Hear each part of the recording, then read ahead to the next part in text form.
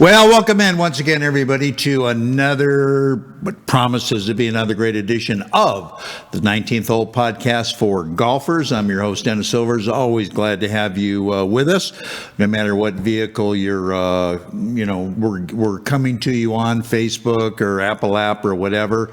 And also, do me a favor, if you have the opportunity, please subscribe. Please give us a like or two, and that's always appreciate it.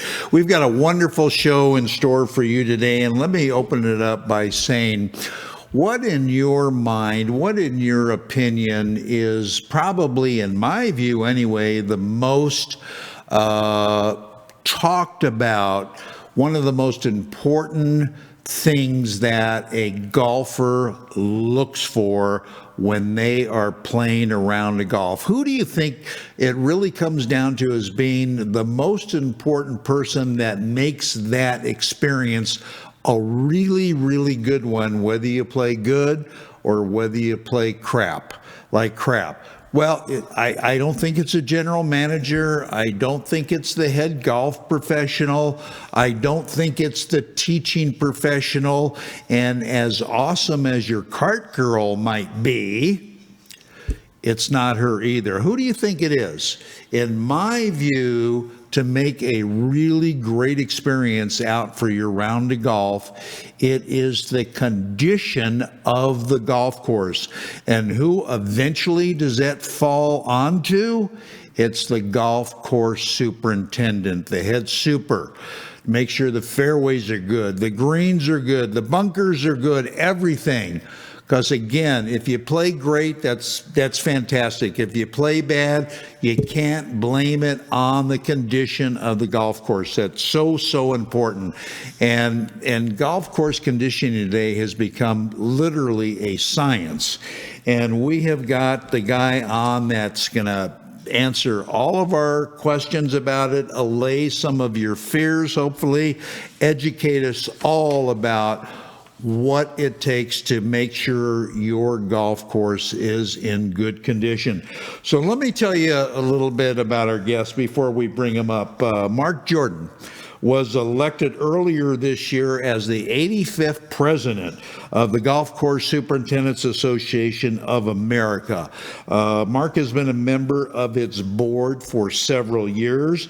Mark currently is the natural resources leader at Westfield Country Club in Westfield Center, Ohio, and we're going to have to get into what that title means.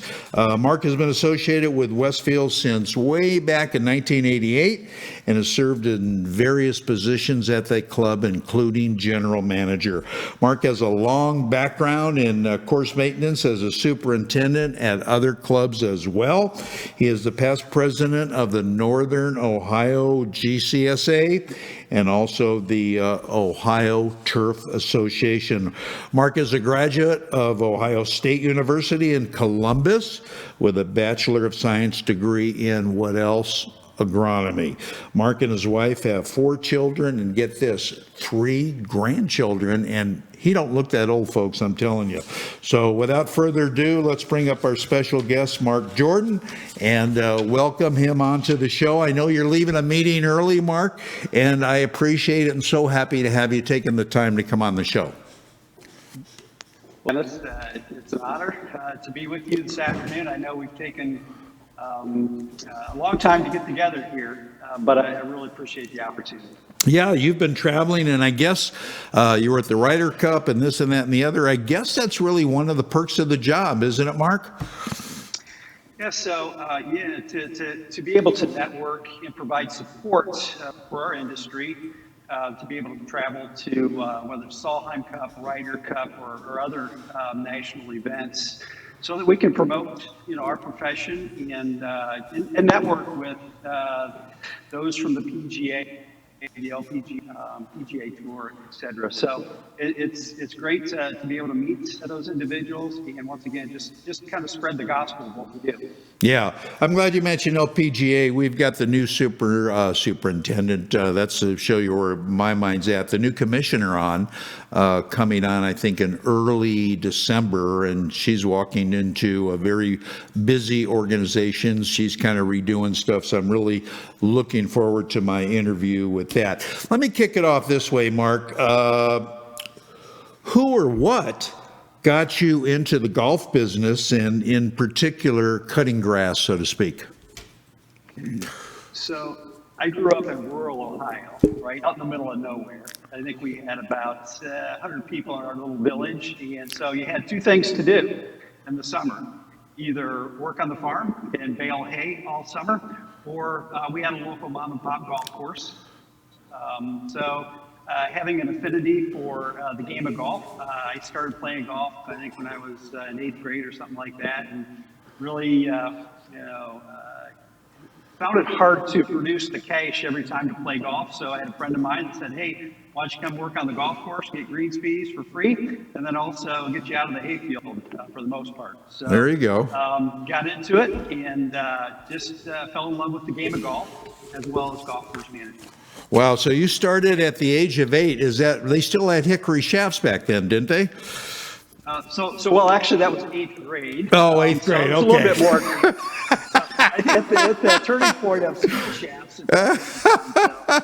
That's great. Listen, I got to tell you, we have a huge audience today because in the promos of the show, I told them that we were going to be talking about grass. So I've got every pot smoker in Clark County probably tuned into the show. A superintendent, Mark, as you know, faces a hell of a lot of challenges.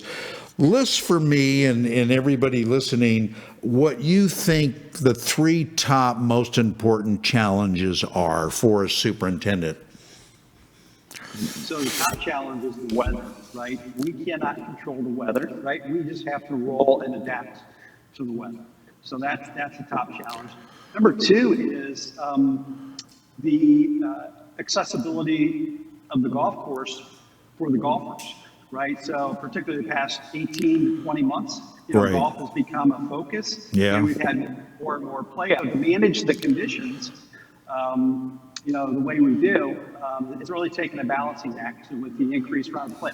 I love the fact that the rounds have increased, 10 to 12%, or we continue on that pace. And I guess the third element, Dennis, is quite frankly, management. Talk about the weather to begin with, but I think the water management is probably the third toughest challenge, whether you're getting water, precipitation, or you're trying to take it away. Right. And we're going to talk about that, especially in my part of the country. We're going to talk about the water issue pretty soon. But other than traveling around the country, Mark, as you do it, and speaking at various organizations or attending meetings or whatever, what really are the duties of the president of the GCSAA? So the duties entail actually leading the board of directors. So we have 9 directors, actually 8 including myself, that really set the stage for strategy for our organization. And quite frankly, we have about 18,500 members of the GCSAA in about, I think, 78 countries right now. So awesome. It's about stage for our policies, our practices, and really serving our members. That's really, that's nice. And hopefully you're going to share this show, Mark, because you got a hell of a lot of members, and we should get some, should get some additional views. That would be great. Would appreciate that. Yeah. When would you say the science, and it is a science, the science of agronomy really took hold in the modern era of golf? And let me just follow that up and also ask you, why do you call it a science? Why is it a science? So I'll start with your second part of that question. So really, Dennis, it is science, but there's an art to it as well. So we identify it as art and science. The art part of it comes from just managing the day-to-day situations as the weather comes up. and creates playing conditions that the golfers have come to expect. The science element comes from, back to the weather again. You know, how do we deal with the plant health, right, as it pertains to the weather, whether it's heat and humidity or rainfall or whatever, but to really understand, what the plant is, the stress, physiological stresses that the plant's going through. That's the science element of understanding what's going on. So it's a balance of art and science. And when it started to change a little bit, because I guess when I got in the business in the early 80s, there was still just a lot of it, right?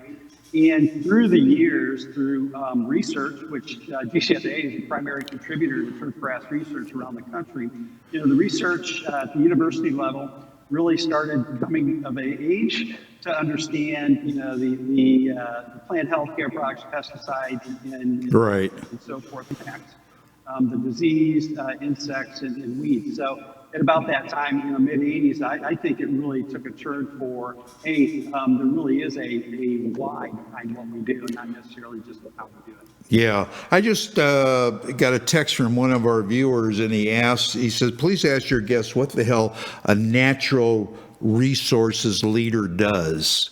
Is that another name for a superintendent? So what does your title involve? And tell us a little bit about the club you're at Westfield. Sure. So I am natural resource leader at Westfield Country Club in Westfield Center, Ohio, about 30 miles south of Cleveland, 20 miles west of Akron. We're actually owned and operated by Westfield Insurance Company, which is a regional property casualty insurance company.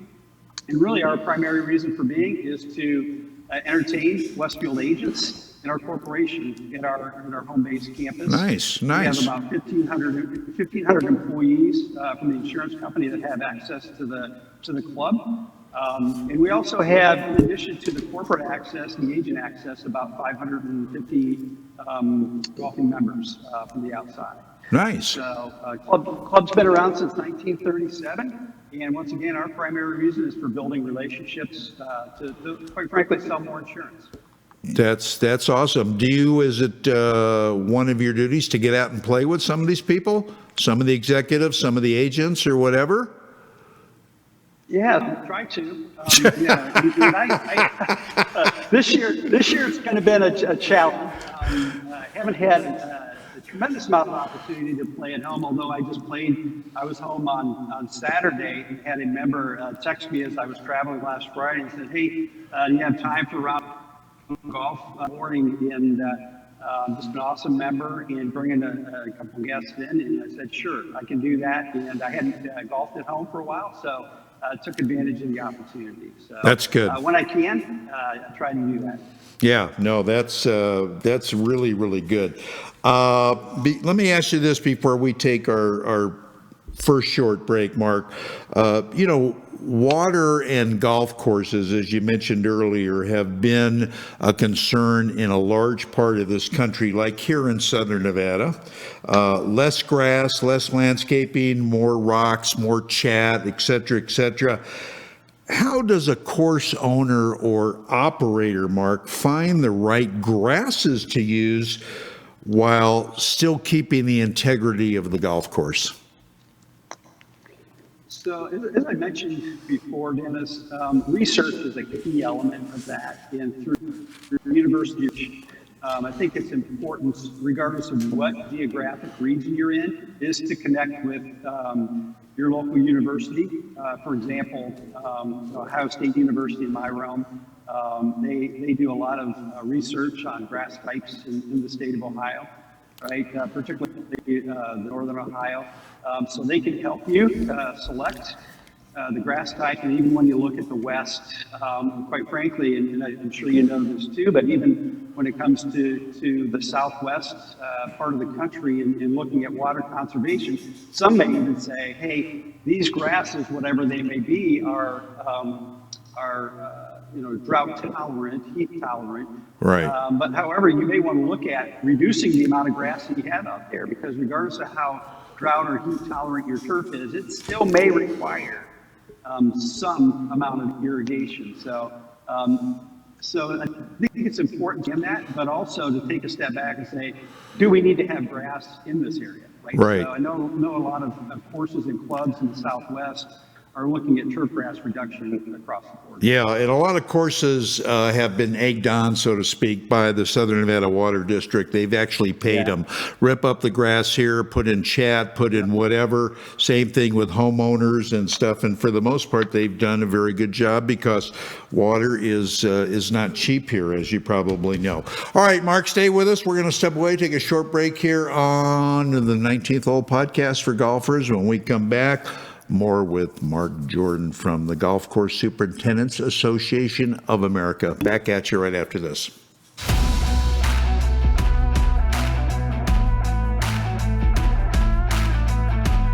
When I first learned about Encore, I was a little taken back because I didn't know much about the ball.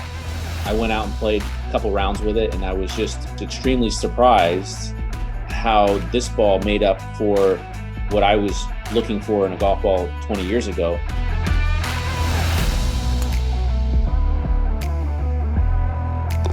It's a very straight ball. It launches a little higher than other balls that I've used, which is ideal for the tour because we're playing firm and fast greens. A lot of the balls do fly very similar, but this ball reacts so much differently around the greens and inside 100 yards than any other ball I've ever played.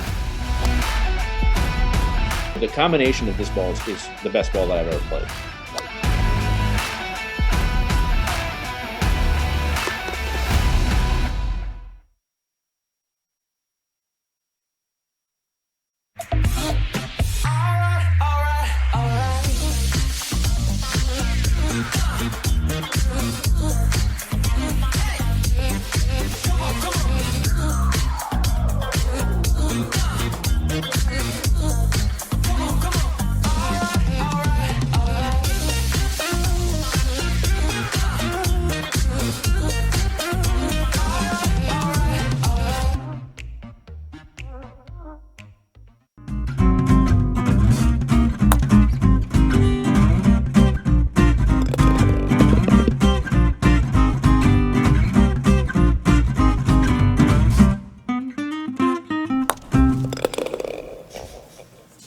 All right, we are back, everybody. We're going to continue our enlightening conversation with Mark Jordan, who's the president of the Golf Course Superintendents Association of America.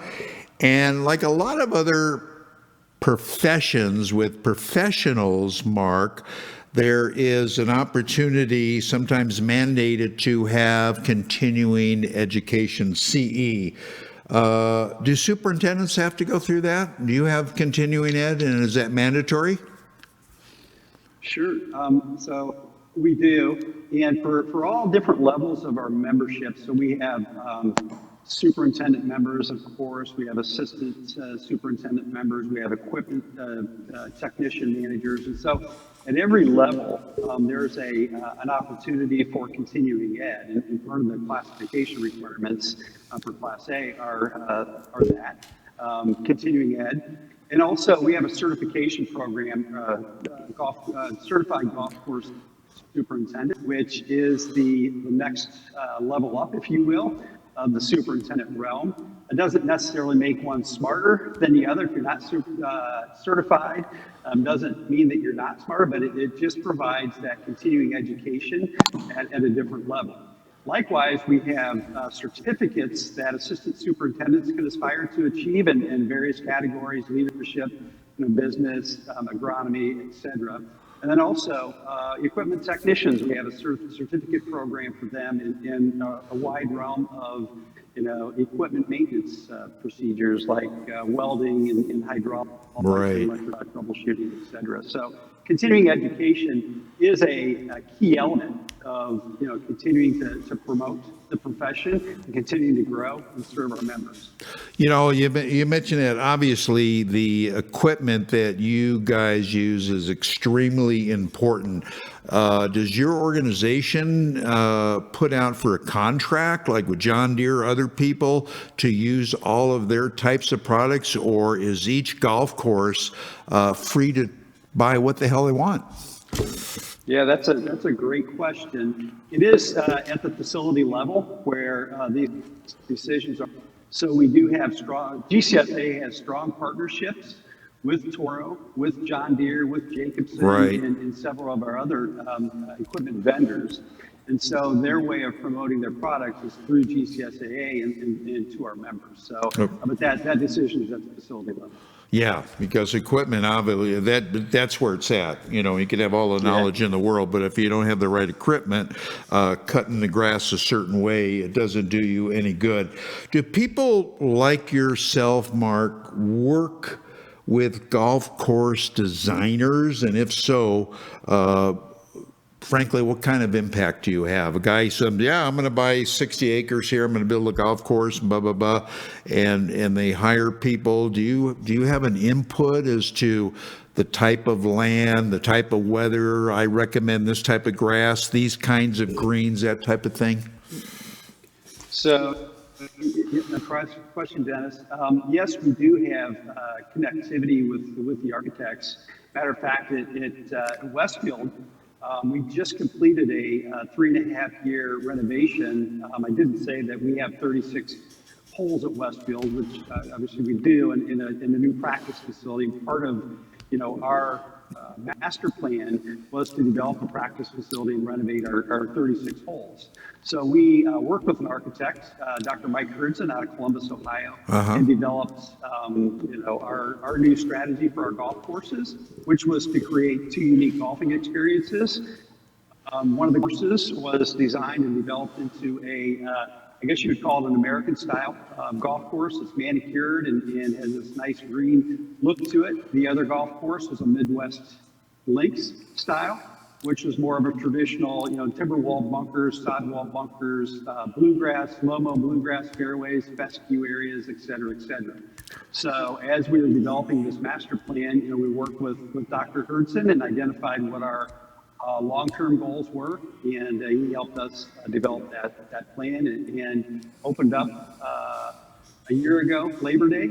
Oh, awesome. And our members have received it very well. And most importantly, Westfield Insurance, the company has, I just think it's a phenomenal golf course and corporate asset.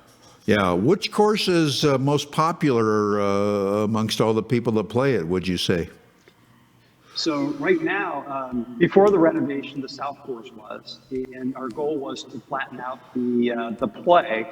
And quite frankly, since we've opened it up, and I think it's because of the newness and uniqueness of the North Golf Course, which is a Midwest Link style course. Right. Popularity is leaning toward the North. And so I think last figures I saw was about 55 to 45% North. Oh, interesting. South. Yeah, when you say Northwestern links, it just kind of, just a little disconnect there. So, you don't say links course, what, in Ohio? No, you got to be kidding me. But I'm sure they're both very beautiful. If I come out there to play, do I get a media rate, Mark, or what? Can you help me get out? Do you have any juice there? Yeah, so you would get the Friends of Mark Jordan rate. Okay. We could get you in pretty tight there. So, okay. Yeah, anytime you're in Northern Ohio, let me know, man. We'll get you out there. Oh, that would be great. You kind of hit on it a little bit, and there's some reason that some courses do overseeding and some courses do not overseed. I know that cost, Mark, is an obvious consideration.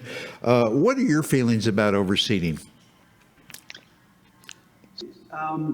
Primarily down in the South and Southwest, right? So in the northern climate, we don't typically overseed like what occurs in Southern California, Arizona, Palm Springs, Nevada, et cetera.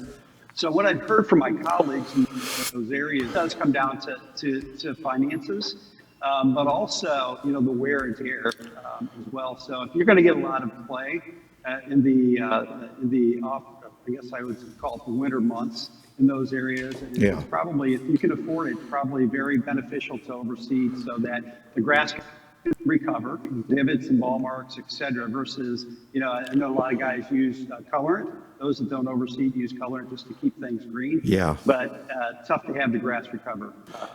Yeah, yeah, and I have played a number of courses that use the color, the spray paint, and all that stuff. Personally, I hate it, but I understand why they do it.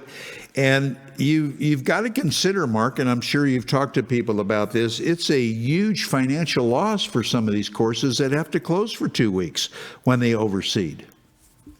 Yeah, so that's obviously another key element in the financial realm. And I'm not sure what an average loss of revenue would be during that time period, but I think when you look at the multiple course facilities out there that do that, at least they have the opportunity to Correct. manage play and shift it around. So I Correct. think the multi-course facilities are better off than just a single 18-hole that may elect to oversee. Yeah, there's no doubt about it. All right, real quickly before we take our next short break, what's the easiest kind of course to maintain in your opinion, Mark? One that doesn't have any golfers on it. I had a feeling you were going to say that. No, is there a particular style of course that's easier than others? That's a challenging question because when you look at, even if you're a private club managing the play, if you're a traditional private club with bluegrass fairways, grass tees, and so forth, that has its inherent challenges. And really, for me, the driver, for maintenance is, labor, right? Yeah, You have right. to have the labor to be able to get out and do things, but then also the time to do it. So, if you have the time, you have the labor. If not, you just have to do the best you can. And I think that's where a lot of the superintendents are very resourceful and very creative. Some people, acquiesce to doing maintenance early morning with the lights and so forth, Right. getting out ahead of play. But as far as just the standard, check the box, public golf courses with lower maintenance, I really, each facility has its unique challenges. Yeah, that's true. That's well said. All right, again, we're going to step away, take another short break. We'll come back. We've got a little bit more for our special guest, Mark Jordan, so don't go anywhere. Stay with the 19th Hole Podcast for golfers. Hey golfers, I've been a golf talk show host for a long time, and I've been playing golf even longer. Being in golf media, I've had the chance to play every ball ever made. I've tried them all. Well, my search is finally over because I found the best ball I have ever played with, and more golfers are finding the same thing. I started playing with the Elixir golf ball made by Encore Golf. Encore Golf has revolutionized both their golf balls, the Elixir or the Avant 55, or the brand new Vero X1, to where the performance of either will simply blow you away. It did me. If you're looking for better performance and durability with your ball, Encore Golf has it. Don't just take my word for it. Check them out at EncoreGolf.com and you'll become convinced, as I am, the first time you tee it up with Encore. It's the best performing ball for the price. Go to EncoreGolf.com and see for yourself. Your scores will love you for it. That's ONCORE golf.com. One of the buzzwords happening in golf is the word lag. You hear it all the time, but what is it, and how do I get it? Lag simply is the loading of the club to help produce tons of power in your golf swing. Up until now, getting lag into your swing has been very hard. Introducing the Lag Shot, a brand new proven training aid being praised by some of the leading PGA Tour instructors across the globe. This practice aid trains your hands, arms and body how to make a powerful, efficient golf swing with an amazing amount of lag. Lag Shot is a 7-iron length club with the same loft and lie with a whippy, flexible blue shaft and a beautiful jet black club head. After you master the Lag Shot, your game will change forever with a stress-free swing, more power and more distance with lower scores every time you play. Go to lagshotgolf.com and you'll see why this truly is becoming the #1 training aid in golf. Visit lagshotgolf.com.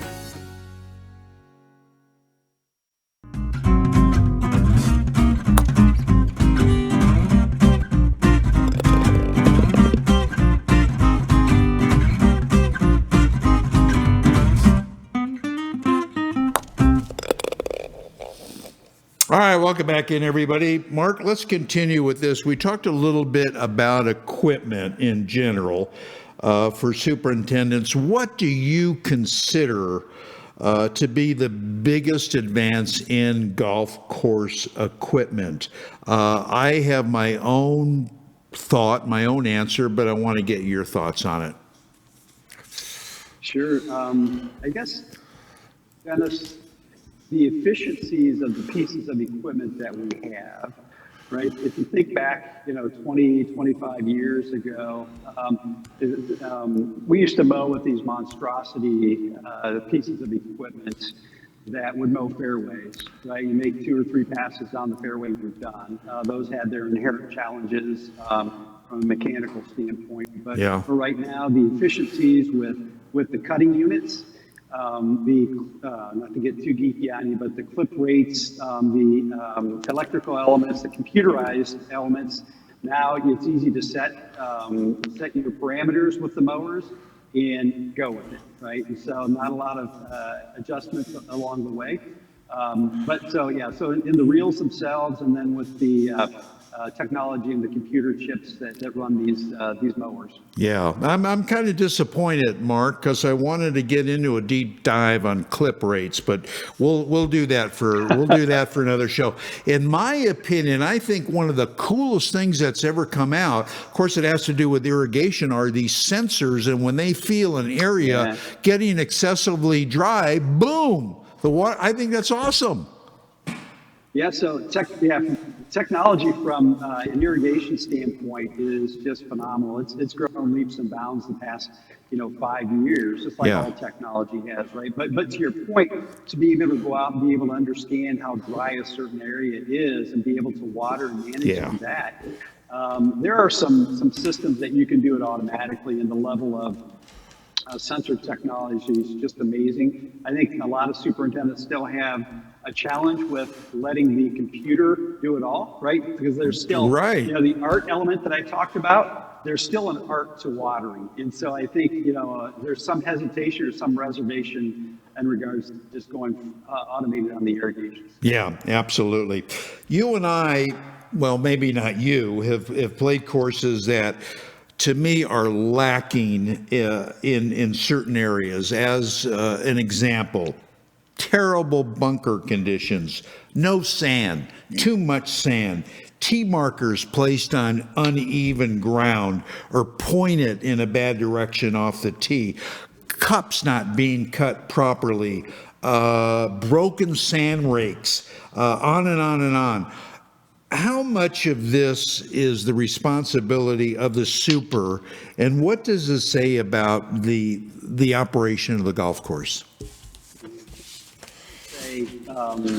Majority of the responsibility, majority could mean 75% to 99% falls on the superintendent. Once again, it's facility specific. There may be some parameters around, budget constraints or, labor. In this day and age, my goodness, labor is so hard. But the bottom line is, and this is just my personal opinion, I know I have colleagues out there who are just in very tough situations, but, broken rake handles. Come on, that's an attention to detail. Even if you don't have a rake out, get that thing out, until you can get one, right? Because it just has that lack of attention to detail look to it.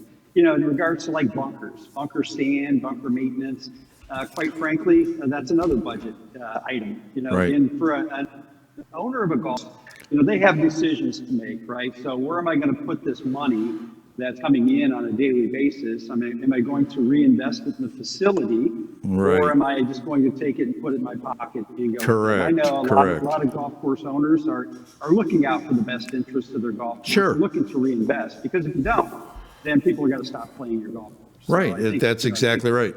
It hurts them. It hurts them in the long run. Like I said in the beginning, you want a really nice experience, and I think the biggest part of that experience is, God, this golf course was in great shape. I played like crap, but I don't care. I'm coming back. The greens and everything were absolutely fantastic. Last question before I let you get back to the meeting or whatever. How long is your term for? And when your term as president expires, What do you do? Hang out or what?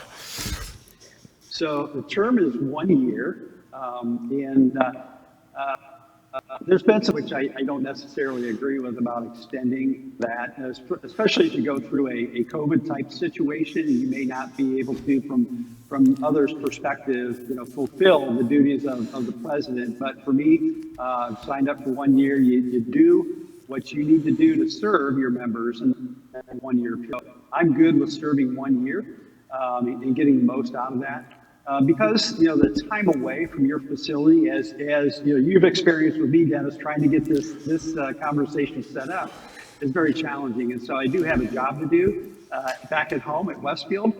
So once I'm done, I go in the immediate past president role, which involves some travel, but not to the extent that I'm doing right now.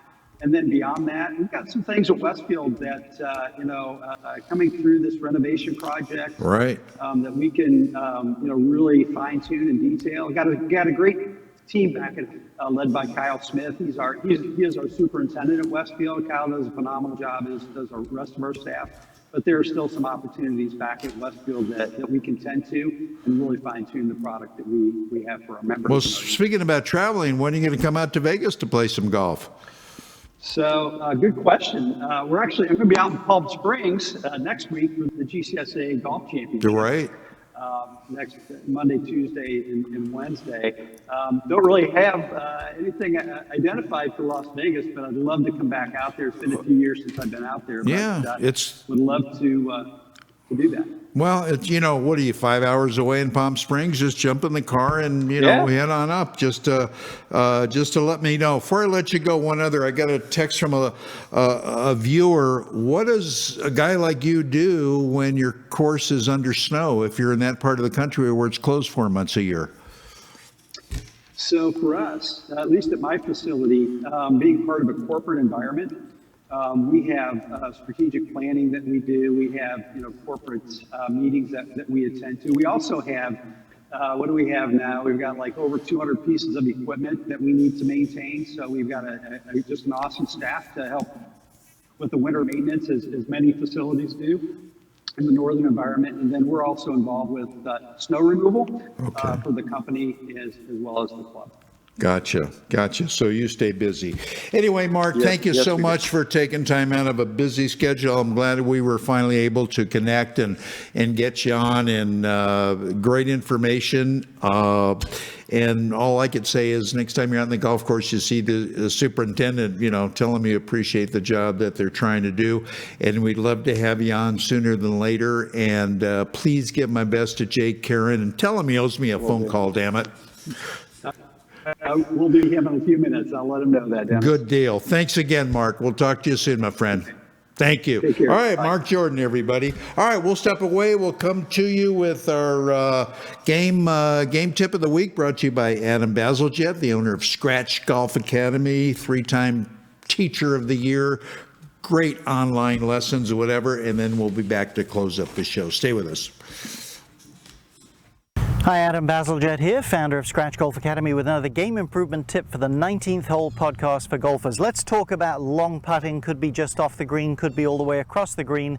Distance control, obviously premium. Let me give you just a couple of thoughts here. Number one, don't think in terms of, hey, it's a long putt, I've got to hit this putt hard.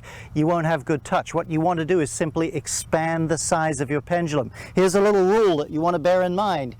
If your putting stroke was timed out at, let's use the putter 1, 2, that should hold true no matter the length of putt. This is proven out. 1, 2 would be a huge stroke.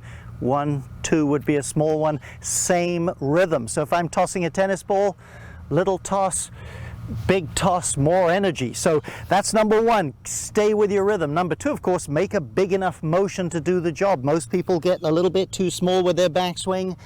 Their brain naturally overrides and says you're not going to get the ball to the hole, and they whack at the thing. Their touch is gone. So make some practice strokes where you feel like, hey, once I've set this thing in motion, I don't have to try to get it to the hole. Good rhythm, big pendulum. Final key, a little bit of a hidden key. Once you start moving the putter this far, it is surprisingly easy to miss hit. Probably not to the point where you'd obviously notice it, the ball goes sideways or along the ground, but it's pretty easy to hit it low on the face or toe or heel. So hit a few practice putts sometimes.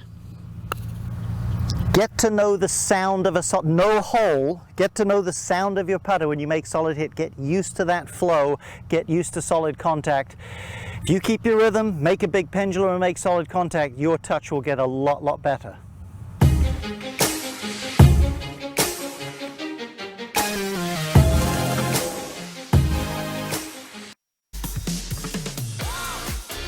As golfers, we want instant gratification when it comes to a better golf swing and playing better golf. Impossible, you say? Not anymore. Golf Boost Artificial Intelligence, AI, has developed and patented the most advanced swing analysis technology in golf. Simply, the algorithms detect your body position and then analyze your golf swing using their artificial intelligence technology. The AI captures all the relevant data from your swing video and then presents you a personalized lesson. Golf Boost AI is the ultimate swing analysis and virtual instruction system for golfers of all ages and abilities. This sophisticated software takes into consideration your height and build, playing level, and returns the ideal solution for your swing. Bottom line, Golf Boost AI is an incredibly convenient and cost-effective tool for golfers to improve their swing. Go to golfboost.com and check it out. The app is free to download and try. Visit golfboost.com today.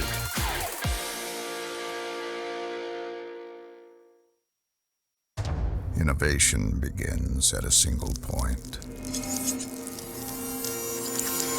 Elements, each with their unique character.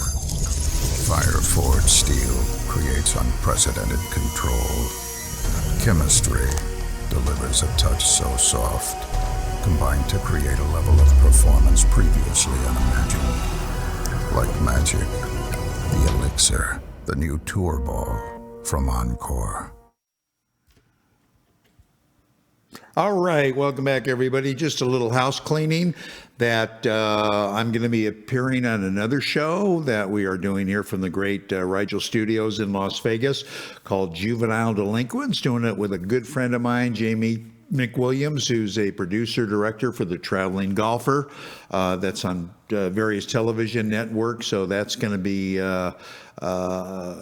able to be seen sometime early next week. We're just putting all the components together, so look for that, Juvenile Delinquents. It's a short feature, 10, 12 minutes. It's a lot of humor, talking about all sorts of topics, if you will, that we hope will be of interest to the general public, so to speak.